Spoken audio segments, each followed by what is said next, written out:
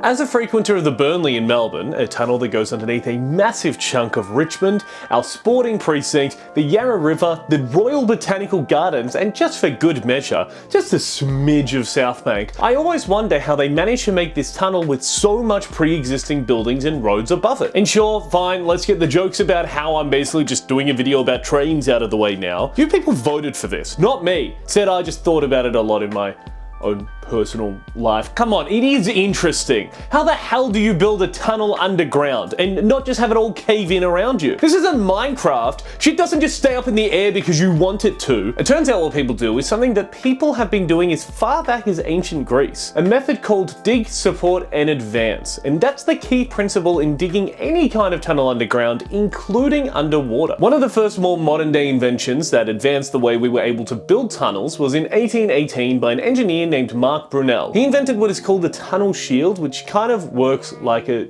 oh, that's why they called it that. The idea is you and the boys hop into this shield and start digging where you want the tunnel to go. As you dig, you move the tunnel shield further in as well, and once you're in far enough, you start building walls and a roof where you've already dug. What this basically does is allow you to move through and dig the tunnel while at the same time ensuring that what you have already dug won't collapse in on itself, because you're building more or less what will be the finished tunnel behind you as you make your way through. What this invention also let us do for the first time was build an entirely underwater tunnel. Between 1825 to 1843, construction for a tunnel underneath the Thames River in London was underway. Using this tunnel shield, the workers were able to build this underground and in turn under the river. With a shield, the workers didn't have to worry that much about the water above them. All they had to do was just dig through the dirt like it was any other piece of land. In modern day though, this tunnel shield method is usually used for smaller tunnels, like for sewerage and things like that. So what is actually used now to build these massive tunnels that you see for roads and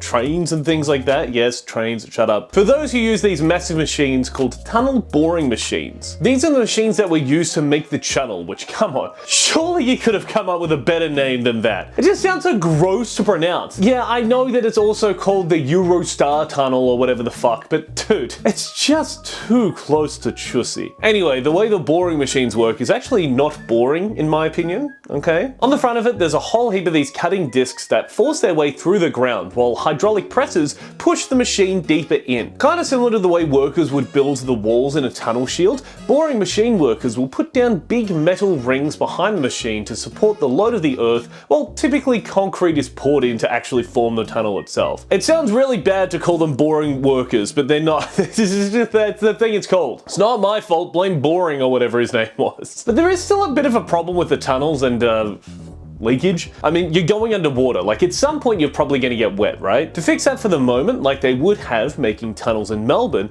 what they do is pressurize the front of the tunnel to stop water leaking in somehow. Dude, I don't fucking know. I'm not an engineer. I'm just assuming air pushing out equals no water coming in. just picturing Doctor Strange holding the water back during Endgame. Like, I assume they just have a guy doing that all of the time. But even with a machine that is as effective as the boring machine, yes, by the way, that is why Elon's flamethrower was being sold by the Boring Company. Not because he thought that the name was funny or ironic or he may have thought it was funny, I don't know. But the reason that it's called that is because he wanted to build a tunnel underneath LA to stop congested traffic. Which, look, for someone who's been in a car for like over an hour to drive maybe 10 kilometers, I don't disagree that they should probably do something about that. The problem is, this guy wanted to build a tunnel that would lock your car onto tracks and move it through a tunnel in a single file. You know what else does that? A fucking train. Just build a train that can move like 1,300 people at once,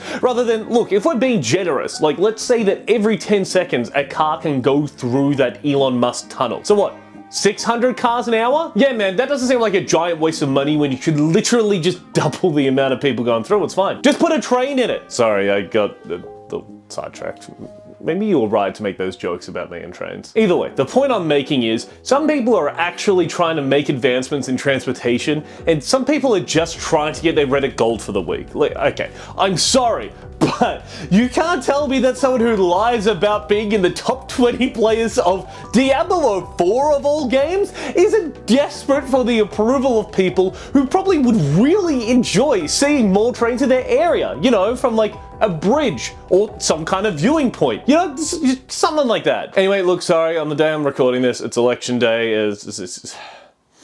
The X isn't cool. I'm sorry, but no grown man should ever jump like this. Or at the very least, they should wear a bigger shirt than what they do. We were all Trump in this photo looking at him. Like, I'm sorry, you know, I know that the guy's a bad guy, but like, when he's right. Anyway, back to the normal thing to read about for a few hours. Tunnels. What they've started trying out with building underwater tunnels is just basically sinking the walls to the sea floor so that rather than having to dig and fend off the water as you dig deeper, the tunnel is more or less like halfway done by the time the workers get down there, and they just have to pump out the water before they can finish up with the whole thing. And with that knowledge, I can finally drive through the Burnley and think, wow, now I know how they built this road.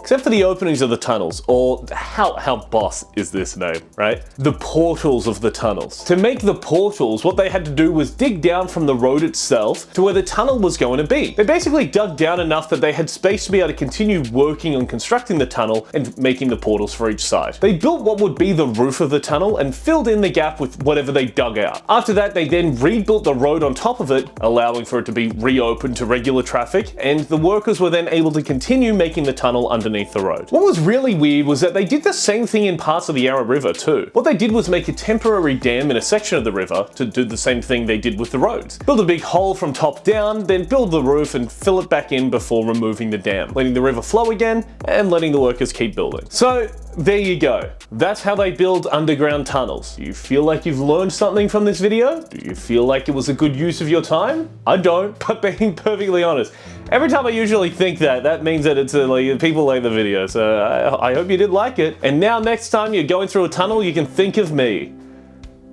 Actually, that can be taken the no, okay. When you're on a train underground and you're about to leave the station before you're fuck's sake, just look, don't think of me when you're having sex, think of me when you're on the road driving. Not any kind of hypothetical or euphemism, just driving, wheels on the ground, okay? Jesus, you dirty-minded people. Do me a favor and watch another one of my videos to help me out. Thanks for watching, bye.